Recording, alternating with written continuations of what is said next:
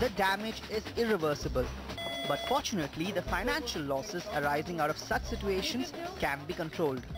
All thanks to 24 general insurance companies who offer policies for almost every eventuality. So why aren't there enough takers for these general insurance policies?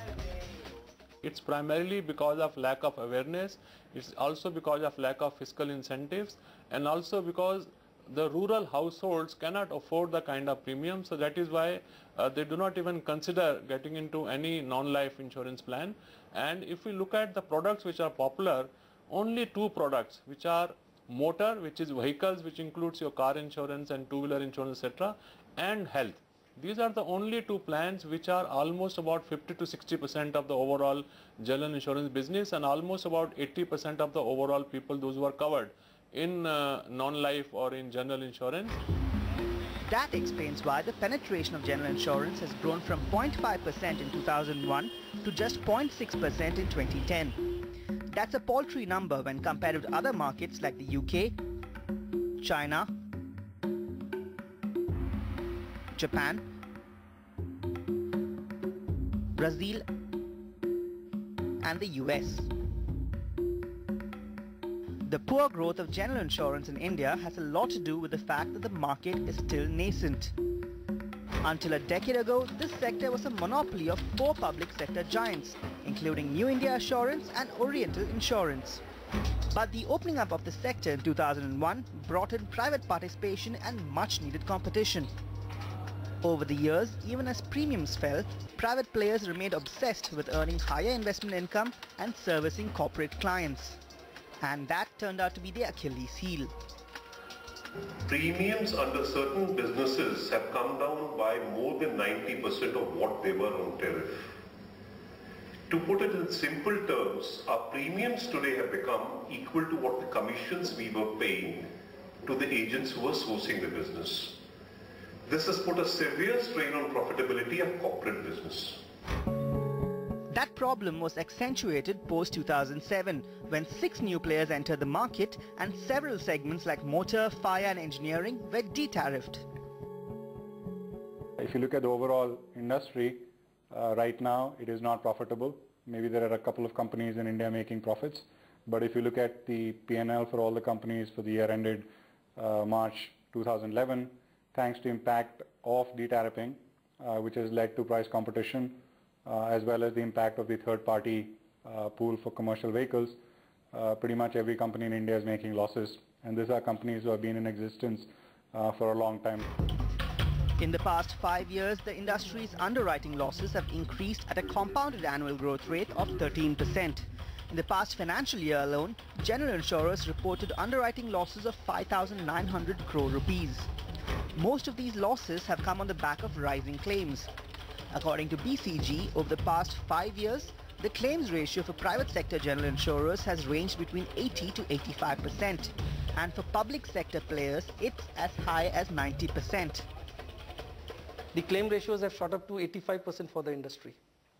And because of the higher pool losses that have had to be provided in the current, in the year which has just gone by, my educated guess would be that the claim ratio would be a number which would be closer to a 95% for the year.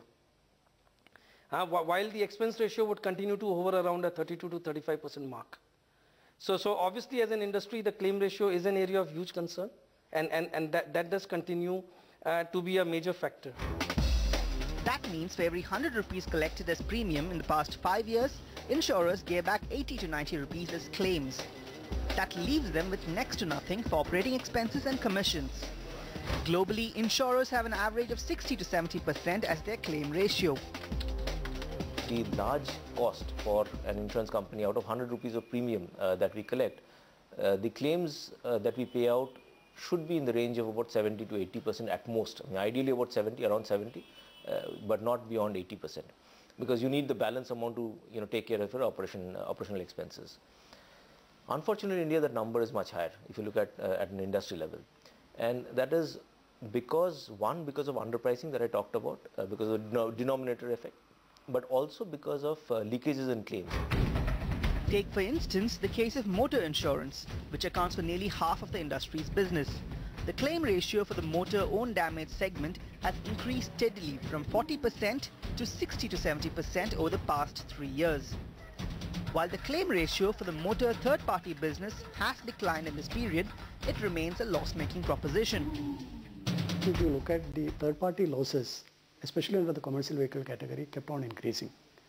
The premium increase which was affected in 2007 itself was not sufficient to take care of the claims which are expected out of third-party liability. So the insurers had loss ratios ranging from 150 to 200% in the third-party liability portfolio as such. In commercial vehicles, when the pool was formed, every insurer started sharing these losses in proportion to their overall GDP. So this has resulted in significant losses being booked by each insurer in the last 3 years. The last financial year, significantly, the regulator felt that the provisions provided for the pool is not sufficient, and the regulator asked all the insurers to increase the provisions under third-party liability pool. So this brought in another 3,500 crore loss for the industry. The segment that is hit the most with rising claims is health, which accounts for about 21% of the portfolio of general insurers. According to rating agency ICRA, the claims ratio for public sector insurers have been in excess of 100% over the past 3 years. There is a stark difference. For the same treatment, you pay anywhere between 30 to 40% more in the case of cashless because it's going directly to the insurance company. So that is one part. Linked to that is the fact that insurers somehow have not got their act together in negotiating good set of rates with hospitals. Typically, if you look at it, most hospitals and most insurers globally would have what is called hospital management team, whose job it is to go out to hospitals. So for example, you and I, if we were a part of that team, would go out to Breach Candy and say, you know what, I have X rupees of claims. If you give me a list which says X-rays, 5,000 rupees, MRI 3,000, etc., etc., then I will give you a guaranteed amount of business. And then I would guide my patients or my customers to go to these hospitals. That's in sharp contrast to Indian general insurers who are still dependent on their investment income to break even. It is not at all sustainable.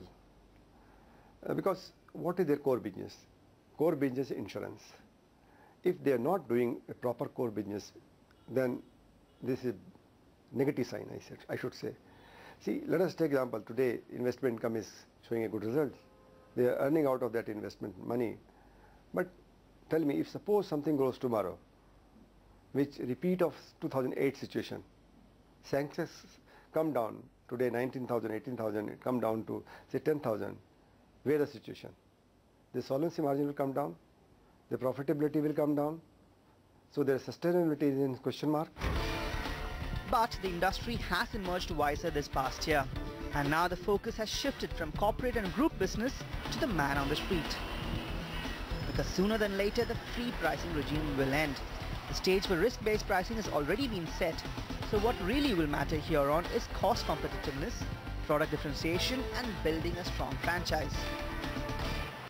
It is actually forcing companies to focus more on expense management, forcing companies more to be efficient rather than just top-line focus. So to that extent, it is definitely good. You need a certain critical business volume to be able to, achieve profitability, as central office or corporate office costs can get defrayed over a much larger base. Two, very clearly, as I mentioned before, distribution efficiency is key to this business. Three would be the quality of distribution and the quality of sales. Wherever opportunities to consolidate infrastructure existed, we've consolidated that into smaller number of offices. So a lot of that has been done last year, allowing us to kind of generate cost efficiencies.